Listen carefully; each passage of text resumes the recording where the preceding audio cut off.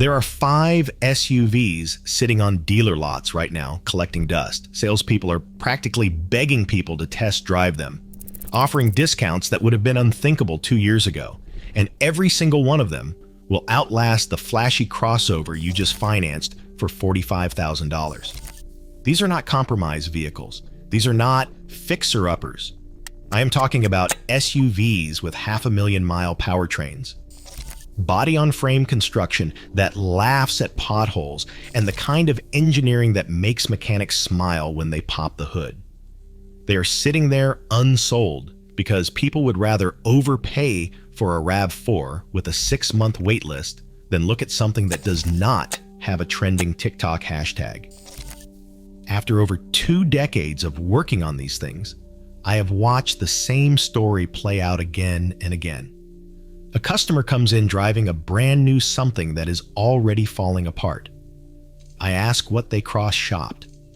They never even looked at the vehicles I'm about to show you, not once. SUV number 1 on this list, the one I am going deepest on, has the highest percentage of units reaching 200,000 miles of any SUV ever studied. Higher than the Land Cruiser. Higher than the 4Runner. And it is sitting on lots right now with thousands in discounts. Stay until the end for that one. Let's get into it. Number 5, the Ford Expedition. Number 5 is a full-size 3-row body-on-frame SUV built on the same platform as the best-selling vehicle in American history. And dealers cannot move them fast enough. Current inventory data shows the Expedition sitting on lots for well over 100 days in most markets, with some trims pushing past 200 days. That is double the industry average. Prices are softening, incentives are climbing, and nobody is paying attention. I had a customer come in last spring, a guy in his mid-50s, who was towing a 6,000-pound camper with a Chevy Traverse. I am not making that up. The transmission was slipping at 74,000 miles, and he wanted to know if it was worth fixing. I looked at him and told him he had been towing with a vehicle that was never designed to tow and that we should fix the real problem. I pulled up a 2019 Ford Expedition XLT with 72,000 miles for $27,500. Body on frame, 9,300-pound tow rating. He bought it. That was 14 months ago. He just crossed 115,000 miles. Total unscheduled repairs, $38. A blend door actuator. He replaced himself in a parking lot with a YouTube video and a 10mm socket. Here is what people get wrong about the Expedition. They hear 3.5-liter V6 and assume it is underpowered. This is the second-generation 3.5-liter EcoBoost, the same engine family that powers the Ford GT supercar and the F-150 Raptor. In the Expedition, it makes between 375 and 440 horsepower depending on the trim, with up to 510 pound-feet of torque. That is more torque than most V8 engines in the segment. Ford addressed nearly every issue from the first-generation EcoBoost when they redesigned this engine for 2017. They added port injection alongside direct injection, which largely eliminates the carbon buildup problem that plagued the earlier motors. They upgraded the turbochargers with electronically actuated wastegates for better response and durability. And they paired the engine with a 10-speed automatic transmission that shifts so smoothly you forget it has that many gears. Owners on forums report 200,000 miles regularly. Some have pushed well past 300,000 miles. One F-150 owner with the same engine reported 351,000 miles changing oil every 10,000 miles with nothing but basic maintenance. Is the engine bulletproof? No engine is. But the second-generation 3.5-liter EcoBoost is far more durable than its reputation suggests, and it is turbo maintenance that scares people away, which is exactly why these sit on lots, while Tahoes sell for $5,000 more. The Expedition is built on a fully boxed, high-strength steel frame. This is not a car-based crossover. It is a truck underneath, designed to absorb punishment for decades. An IC car study ranked the Expedition among the top SUVs most likely to reach 200,000 miles, right alongside the Tahoe and the Suburban. Average annual maintenance cost, according to RepairPal, is around $861. That is not cheap, but for a full-size SUV that seats 8 and tows nearly 5 tons, it is competitive. The Tahoe comes in around $804, so the difference is negligible. If you are shopping for one, here is what to check. First, listen for timing chain rattle on cold starts. Early first-generation EcoBoost models from 2010 to 2016 had chain stretch issues. The second-generation engines from 2017 onward are significantly improved, but still listen. Second, check the turbocharger coolant lines. These can develop small leaks around 100,000 miles. Look for coolant residue around the turbos. It is a $300 to $500 fix, not a disaster, but use it to negotiate. Third, test the transmission in tow haul mode. Shift it through all the gears manually. Any harsh shifts or hesitation, walk away. Who should buy this? Anyone towing more than 5,000 pounds regularly.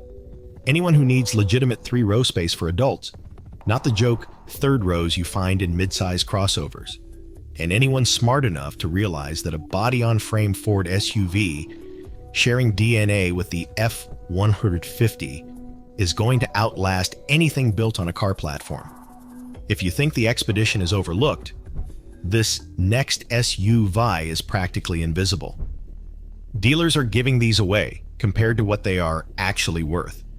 The drivetrain shares DNA with one of the most legendary off-road vehicles on the planet. Number 4, Nissan Armada. I know what you're thinking.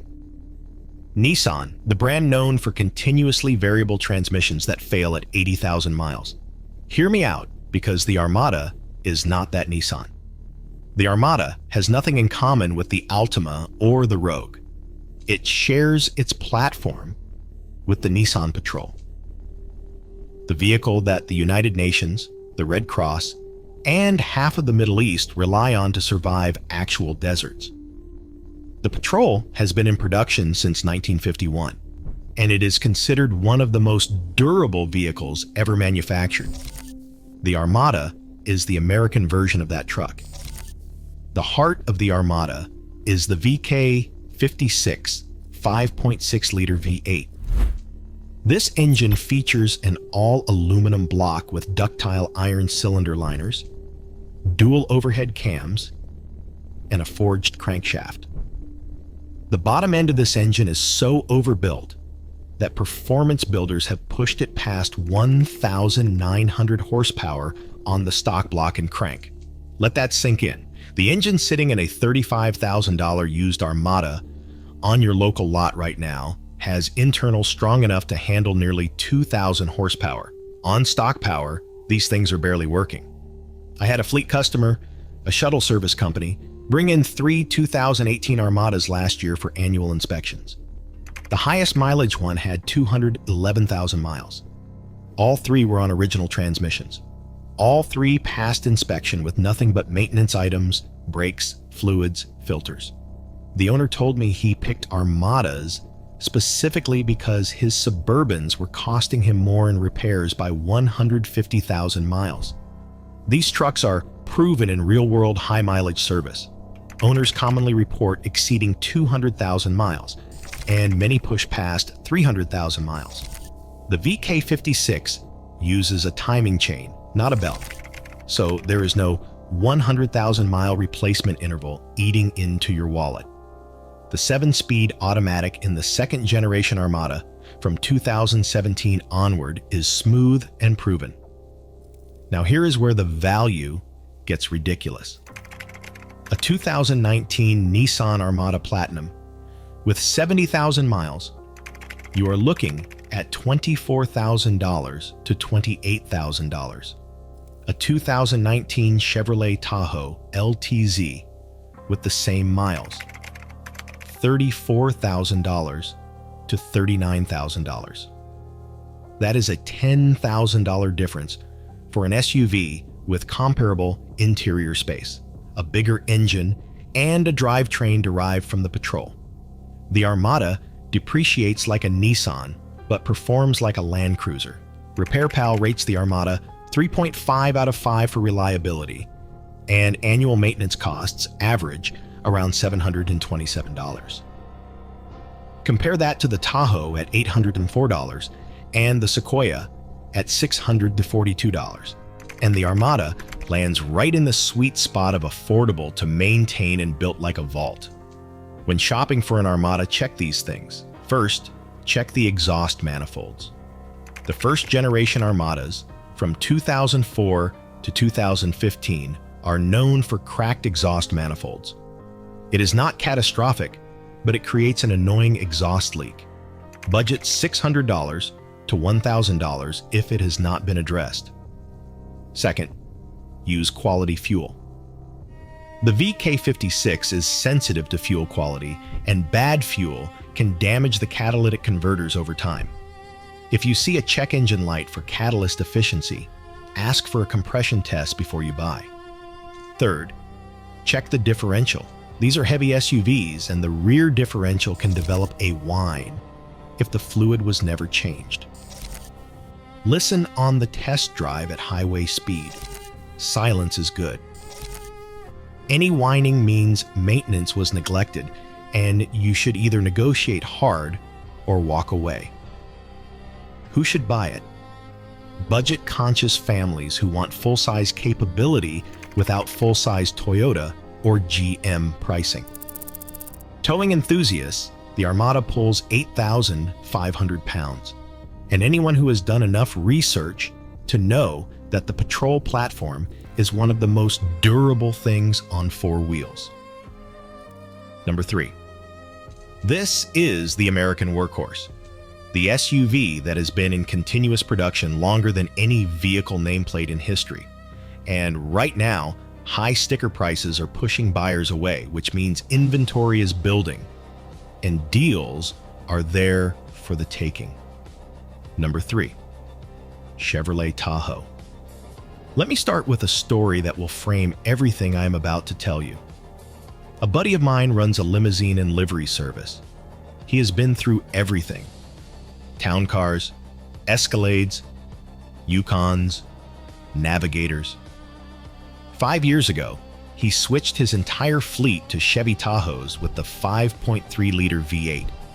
I asked him why. He said, "Because I got tired of buying transmissions for the Escalades at 180,000 miles, and the Tahoe uses the same engine without the air ride suspension that costs $3,000 when it fails." He currently has a 2015 in his fleet with 387,000 miles on the original engine and transmission. Not rebuilt, original. He changes the oil every 5,000 miles with a conventional blend, rotates tires, and replaces brakes when the pads wear out. That is it.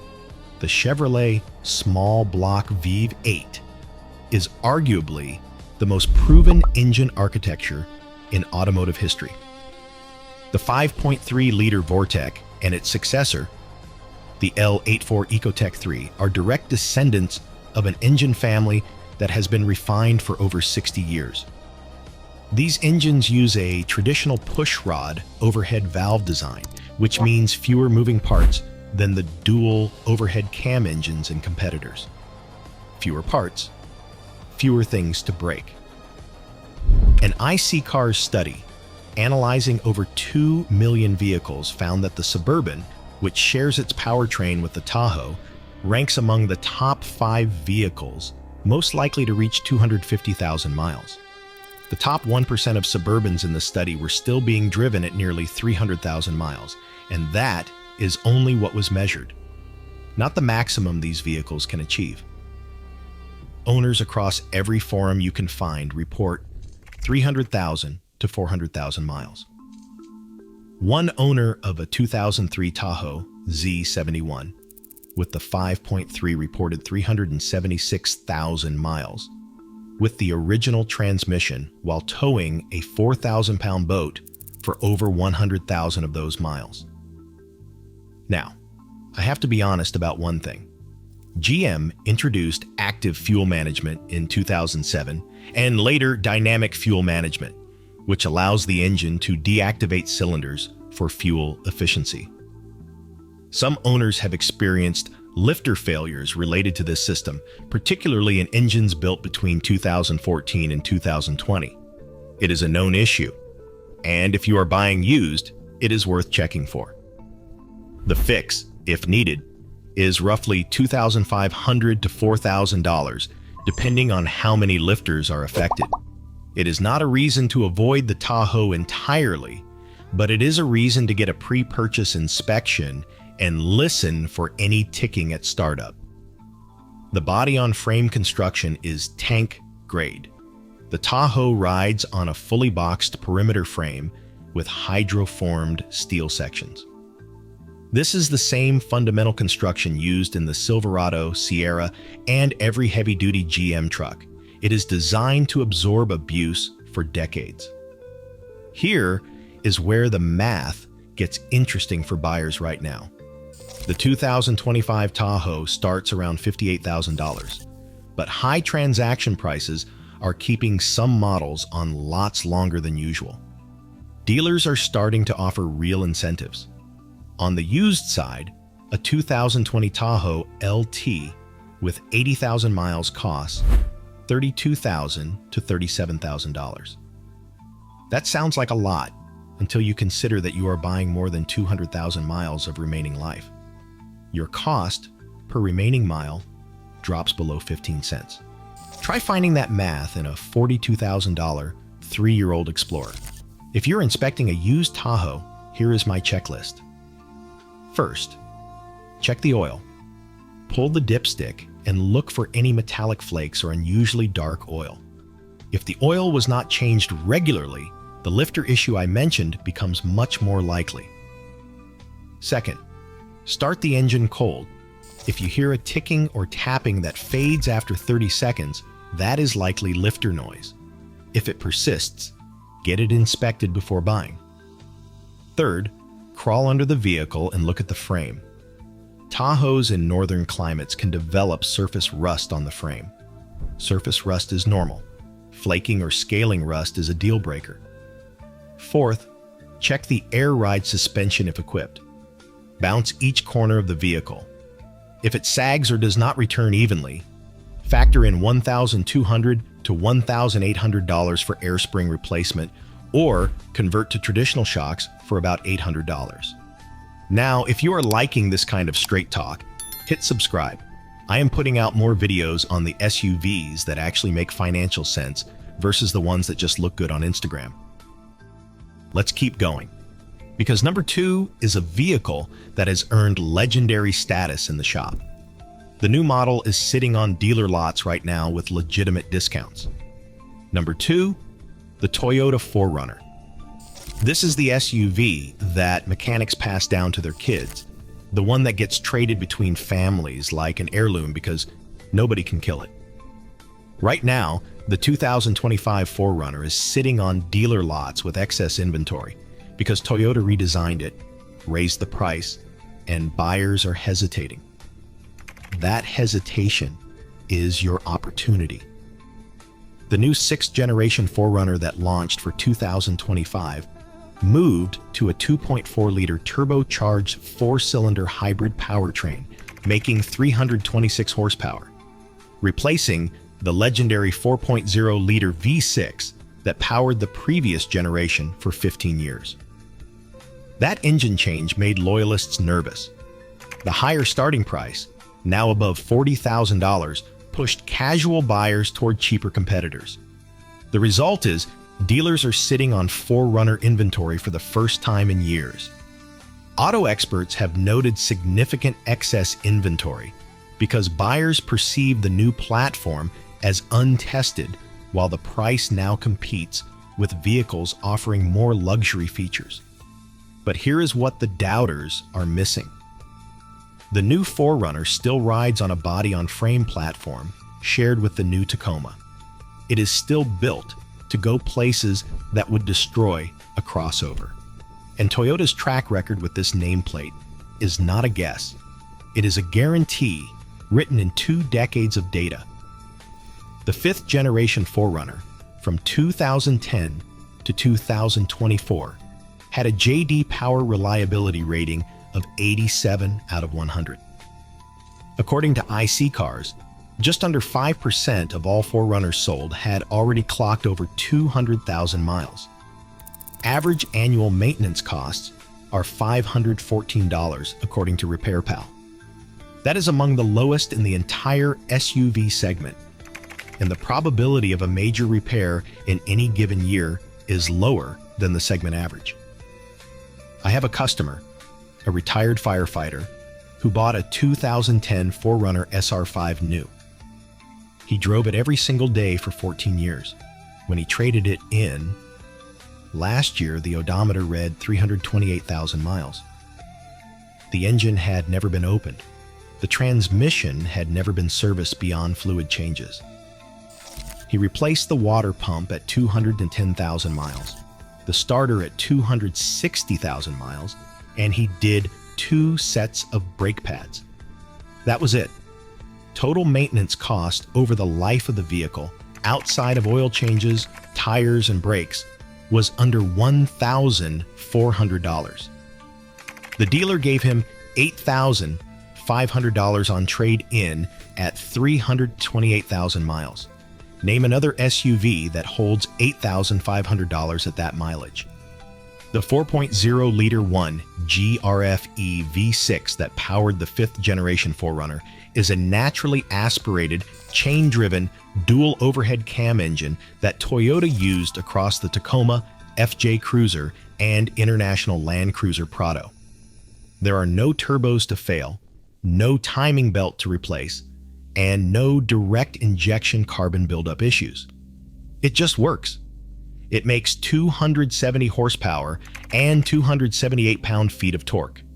That is not going to win any drag races, but it will still be making that power at 400,000 miles when the turbocharged competition is on its second engine. For the new 2025 model, here is my buying advice. If you are nervous about the new turbo hybrid powertrain, I understand. Buy a leftover 2024 5th generation if you can find one, or look at certified pre-owned 2020 to 2023 models. They are the sweet spot. A 2021 4Runner SR5 Premium with 50,000 miles is running $33,000 to $37,000. And at that mileage, you are not even through the break-in period for a Toyota drivetrain. If you are willing to go new, a 2025 sitting on the lot with a few thousand off MSRP is a legitimate deal on a vehicle that will likely prove just as durable as its predecessor once the turbo hybrid system has a few years of data behind it. When inspecting a used 5th generation, check these things. First, look at the frame closely, especially if the vehicle lived in the Rust Belt. Toyota had frame rust issues on older models, and while the 5th generation is far better, salt exposure still matters. Second, check for a slight front differential leak. Some 4Runners develop a minor seep at the front differential seal around 100,000 miles. It is a $200 fix and not serious, but it tells you the seller has not been maintaining it. Third, test the crawl control and multi-terrain select if it is a TRD off-road or TRD Pro. These systems should engage smoothly. Any warning lights on these systems could indicate a costly repair. Who should buy this? Anyone who wants a vehicle that will be running 15 to 20 years from now with nothing but basic maintenance. Off-road enthusiasts, this is still the benchmark for mid-size off-road SUVs. And anyone watching the new 4Runner sit on lots while the market figures out that it is still a 4Runner, meaning it is still one of the most durable things you can buy. All right, that was number 2. This last one, number 1, is the SUV. I believe is the single most underrated durable vehicle in America. The data backs it up in a way that will genuinely surprise you. If you have made it this far, this is the one that makes the whole video worth watching. Number 1, Toyota Sequoia. The Toyota Sequoia is a full-size, 3-row, body-on-frame SUV with the same drivetrain as the Toyota Tundra, the same engineering philosophy as the Land Cruiser, more interior space than a Tahoe, and it is sitting on dealer lots right now with real money off because people do not know what it is. They think it is a minivan with a truck grille. They think it is the boring Toyota. They have no idea what they are walking past. Here is the number that should stop you cold. According to IC Cars, 14.2% of all used Toyota Sequoias sold had already exceeded 200,000 miles. Let me put that in context. The industry average for SUVs reaching 200,000 miles is 0.9%. The Toyota 4Runner, which is considered one of the most durable SUVs ever made, hits 4.9%. The Land Cruiser is about 11%. The Sequoia beats them all at 14.2%. That is not an opinion. That is the largest sample size mileage study ever conducted on SUVs, telling you that the Sequoia is the single most likely SUV in America to reach 200,000 miles and keep going. Let me tell you about the customer who changed my perspective on this vehicle. About 4 years ago, a retired long-haul trucker brought in a 2008 Sequoia Platinum for an inspection before a cross-country trip. I looked at the odometer. 412,000 miles. I assumed it had been rebuilt. He showed me the Carfax, original engine, original transmission. He had replaced the water pump twice, the alternator once, done timing chain tensioners at 290,000 miles as preventive maintenance, and gone through 6 sets of brakes. Other than that, oil changes every 5,000 miles with full synthetic, and transmission fluid changes every 60,000 miles. 412,000 miles on the original drivetrain. I put it on the lift expecting to find a disaster. What I found was a vehicle that looked like it had 180,000 miles. The frame was solid. The suspension was tight for its age. The exhaust was intact. I told him to enjoy his trip. He sent me a photo from Yellowstone a month later. The Sequoia made it there and back without a hiccup. The second generation Sequoia from 2008 to 2022 is powered by the 5.7-liter 3URFE V8. This is the same engine family used in the Tundra and the Land Cruiser 200 series. It produces 381 horsepower and 401 pound-feet of torque through a bulletproof 6-speed automatic transmission. The engine is naturally aspirated with no turbochargers. It uses a timing chain, not a timing belt. It has multi-port fuel injection, not direct injection, which means no carbon buildup on the intake valves. Every design decision Toyota made with this engine prioritized durability over technology gimmicks, and it shows in the data. The 5.7 3URFE is widely considered one of the most reliable V8 engines Toyota has ever produced. It shares its DNA with the engines that power Land Cruisers running humanitarian convoys across sub-Saharan Africa, with 500,000 kilometers on the clock and no rebuilds. This is not marketing. This is engineering with a decades-long track record of surviving the worst conditions on Earth. For the current 2023 and later Sequoia, Toyota moved to a 3.4-liter twin turbocharged V6 hybrid making 437 horsepower. This is the same powertrain used in the new Tundra and the new Land Cruiser. It is paired with a 10-speed automatic and comes standard with a hybrid system that Toyota backs with a 10-year, 150,000-mile battery warranty. While this powertrain does not have the decades of data behind it that the 5.7 V8 does, early reports are very promising, and Toyota's hybrid reliability track record across the Prius, Camry, Highlander, and RAV4 is essentially spotless. The new Sequoia starts above $62,000, and that high price tag is exactly why inventory is building. When the average buyer walks onto the lot and sees a Sequoia at $65,000 next to a Tahoe at $58,000, they pick the Chevy because it is the name they know. What they do not realize is that the Sequoia will likely cost thousands less in maintenance over the next decade and hold its value significantly better. Toyota's predicted resale value on the Sequoia outpaces the Tahoe by a wide margin at the 5-year mark. CarEdge estimates first 10-year maintenance costs for the Sequoia at approximately $6,200. Compare that to $8,400 for the Expedition and $9,200 for the Suburban. RepairPal puts the annual maintenance cost at $642, which is lower than the Tahoe, lower than the Armada, and lower than the Expedition.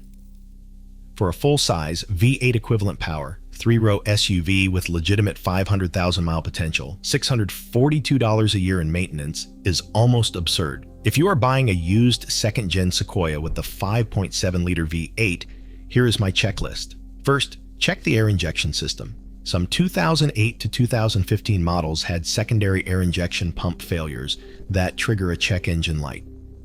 The repair is about $1,200, but it does not affect drivability. Use it as a negotiation tool. Second, look at the timing chain tensioner.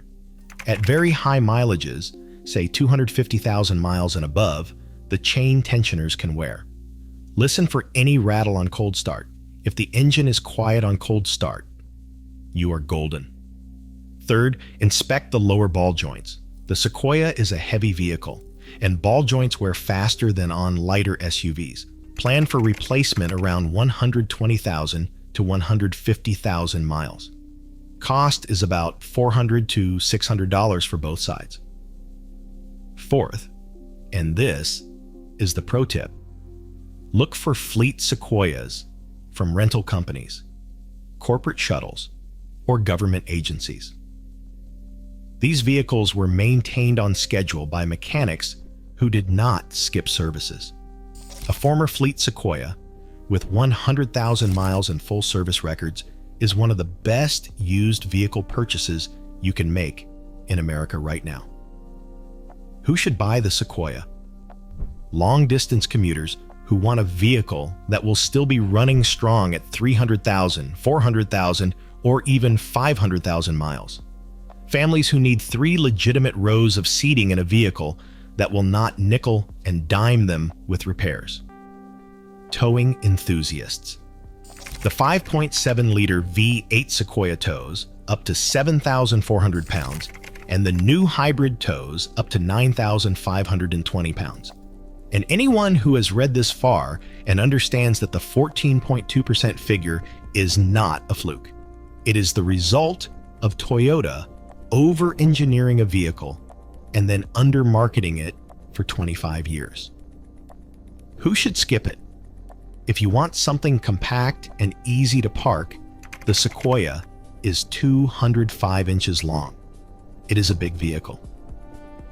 If fuel economy is your top priority, the older 5.7-liter V8 gets about 14 miles per gallon combined. The new hybrid improves that significantly, but it is still a full-size SUV, not a Prius. And if you want cutting-edge interior technology, the second-gen cabin feels dated compared to newer competitors. The truck will run forever, but the infotainment system will remind you it was designed in 2007. So, there it is. 5 SUVs that dealer lots are full of, and mechanics' driveways are full of too. The Ford Expedition, with its proven EcoBoost platform and body-on-frame toughness, selling below its actual worth. The Nissan Armada, the Patrol in disguise, offering Land Cruiser durability at a fraction of the cost. The Chevrolet Tahoe, with 6 decades of small block V8 heritage and a frame that refuses to quit. The Toyota 4Runner, the most trusted name in off-road durability, now sitting on lots for the first time in memory. And the Toyota Sequoia, statistically the most durable SUV in America, hiding in plain sight while people walk past it to overpay for something that will not make it to 200,000 miles. You now know 5 SUVs that will outlast your mortgage. Next time, a salesman tries to push you into a lease return that is one blown turbo away from a $6,000 repair bill, you will know better. If you want to see which SUVs mechanics refuse to buy for their own families, the ones we see fall apart over and over, I did a whole video on that. It is right here. Like if this helped. Subscribe for more straight talk. I will keep giving you the truth, the dealerships will not. Drive safe. Maintain your vehicle, and it will maintain your bank account. Take it or leave it. See you in the next one.